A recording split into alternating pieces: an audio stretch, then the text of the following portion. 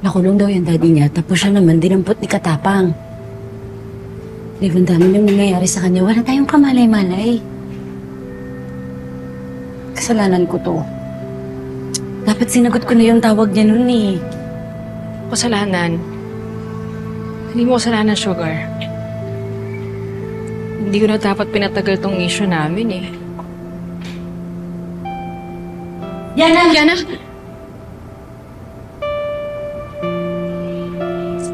Yana? Yana? Ang dami na palang nangyari sa'yo. Yana, sorry. But we're here now. We're here for you. Pag-plastic ninyo. How convenient, no? Okay naman kayo eh. Kaya it's so easy for you to say, no, you're here for me, diba? Pero ano, nasan kayo nung kinailangan ko kayo? Ha? Yana, had we known the situation earlier, tutulong naman dapat kami. Paano niyo naman malalaman kung hindi niyo naman sinasagot yung mga tawag ko? Ha? Yana, I'm so sorry. Sorry talaga. Nahirapan lang kasi talaga ako na pinaglihiman mo ko eh. Yung tungkol kay Amelie tsaka kay Zaki. But I'm trying to get over it, Yana.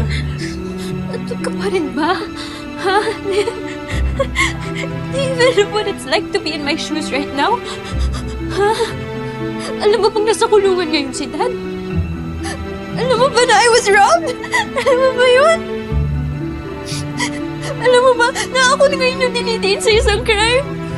Ha? Alam niyo ba na people are humiliating me tapos ano, nasaan kayo? Sorry, Yana. Iniwan niyo ako, kayong dalawa, iniwan niyo ako.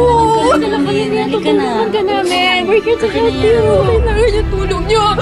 Pero ako, nung kinailangan niyo ako, nandun ako para sa inyo. Anong nangyari sa Squad Girls Stick Together? Ha? Halika na kami ngayon. Tutulungan ka namin. Hindi ko na kailangan yung tulong niyo. Sana, bakit pa natin patatagalin to? Ha? Mas mabuti pa magkanya-kanya na lang tayo. Tawan niyo ako! Alam mo, kayong dalawa na lang ang mag-stick together. Total kayo ng dalawa yung magkaibigan, di ba? It's not true, Yana. We're so F.O. Friendship over! Tanga! Sorry.